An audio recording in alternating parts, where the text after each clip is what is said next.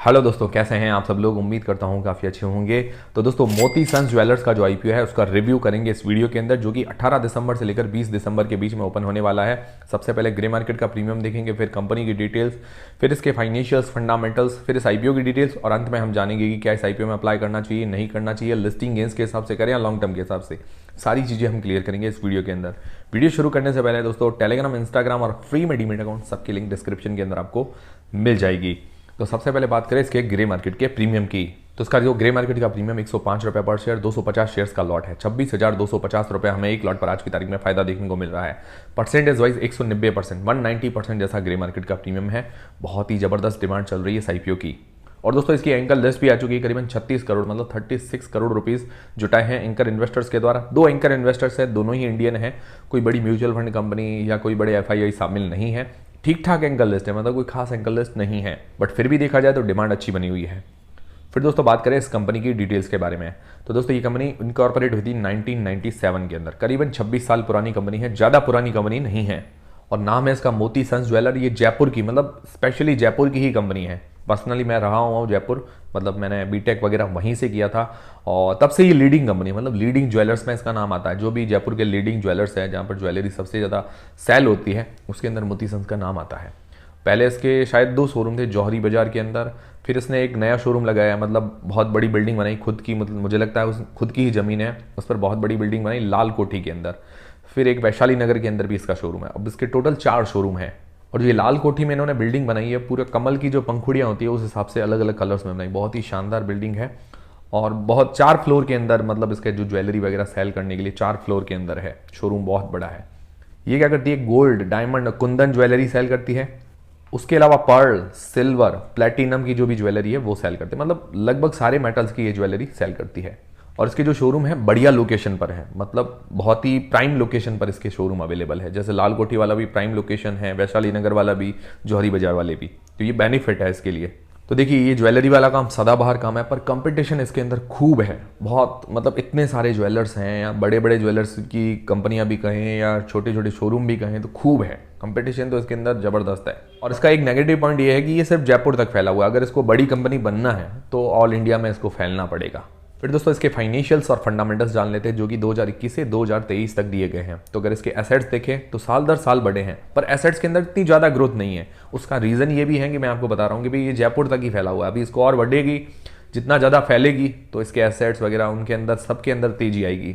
Revenue भी साल दर साल बढ़ा है, मतलब 2021 से 2023 के अंदर देखिए तो 213 करोड़ से 366 करोड़ हुआ है। 1.5 गुना जैसी ग्रोथ है। इतनी ज़्यादा ग्रोथ नहीं है, मतलब 2 गुना 3 गुना जैसी ग्रोथ नहीं है। मैंने आपको बताया कि भाई अभी जयपुर तक ही सीमित है। जितनी ज़्यादा बढ़ेगी फिर रेवेन्यू के अंदर भी ग्रोथ देखने को मिलेगी। और इसका प्रॉफिट 9 करोड़ से 22 करोड़ रुपए के आसपास हुआ है, मतलब 2021 से 2023 के अंदर। प्रॉफिट के अंदर अच्छी ग्रोथ है, 2-2.5 गुना जैसी, पर इसके प्रॉफिट मार्जिन बहुत कम है, 6% के आसपास। थोड़े से ज़्यादा होने चाहिए, बहुत कम है, मतलब 8 से 10% के आसपास मैं उम्मीद करता हूँ। फिर दोस्तों इसकी नेट वर्थ बढ़ी है। इसके ऊपर जो बोरोइंग्स है 166 करोड़ रुपए की, जिसके अंदर ये फ्रेश इश्यू से पैसे जुटाएगी, उसमें 58 करोड़ ये अपना डेट चुकाने के लिए पे करेगी, तो ये अच्छी बात है। उसके बाद थोड़ा बहुत डेट रह जाएगा, पर ये ज़्यादा डेट नहीं है। फिर दोस्तों इसका पी, मतलब प्राइस टू अर्निंग्स रेशियो देखें तो करीबन 16 का निकल कर आता है, 16। और जो भी इसके पेयर कंपिटिटर्स है, हालांकि सैनको गोल्ड या तनिष्क वगैरह, जो ये टाइटन कंपनी, ये तो काफ़ी बड़ी कंपनियां हैं। जो इसके पेयर कंपिटिटर्स है, छोटी कंपनीज, उनका जो पी है करीबन 24 से 48 के बीच में निकल कर आता है। इसका 16 का पी है, तो उस हिसाब से देखा जाए तो अपनी जो भी पीयर कंपिटिटर्स हैं उनसे सही वैल्यूएशंस पर है। ज़्यादा महंगी नहीं है, सस्ती वैल्यूएशंस कह सकते हैं। बाकी इसकी आरओई 17.5% की, आरओसी 30% की, बहुत ही शानदार है। मिनिमम 15% होती है तो अच्छी मानी जाती है, पर इसकी 17.5 और 30% है, शानदार है। तो फाइनेंशियली और फंडामेंटली स्ट्रॉन्ग कंपनी नजर आ रही है। अब इस आईपीओ की डिटेल्स के बारे में बात करें तो 18 से लेकर 20 दिसंबर के बीच में ये आईपीओ ओपन रहेगा। 52 रुपये से लेकर 55 रुपये के बीच में इसका प्राइस बैंड रखा गया है। 250 मतलब 250 शेयर्स का ये लॉट है। और ये इसका इश्यू साइज है टोटल 151 करोड़ रुपए का, बहुत ही छोटी साइज का है, मतलब ये आईपीओ। और पूरा का पूरा फ्रेश इश्यू है, ये अच्छी बात लगी मुझे। पूरा का पूरा जब फ्रेश इश्यू होता है, अच्छी बात है कि कंपनी की ग्रोथ के लिए पैसा काम आता है। कुछ उधारी के लिए, कुछ वर्किंग कैपिटल रिक्वायरमेंट में पैसा काम आएगा, और ऐसी कम कंपनियां देखने को मिलती है। और इसका रिटेल पोर्शन है 35% का, और इसकी लिस्टिंग डेट है वो है 26 दिसंबर को।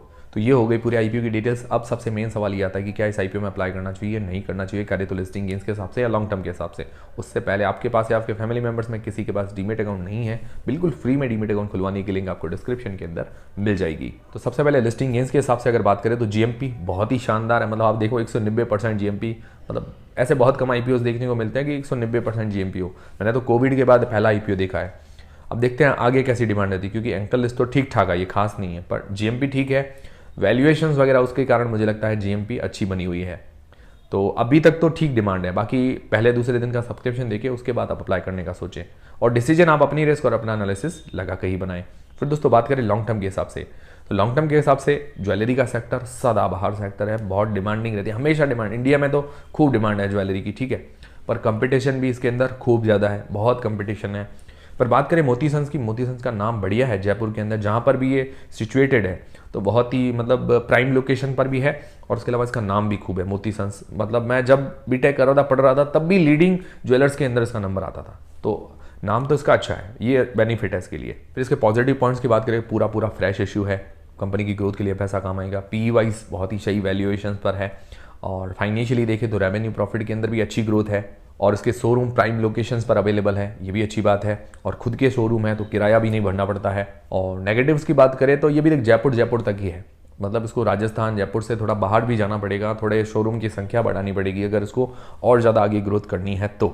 उसके अलावा एज सच मुझे कोई ज़्यादा नेगेटिव्स नज़र नहीं आए, अच्छी कंपनी नज़र आ रही है, एक अच्छी कंपनी, मतलब जो आइडियल कंपनी कहते हैं वो नज़र आ रही है।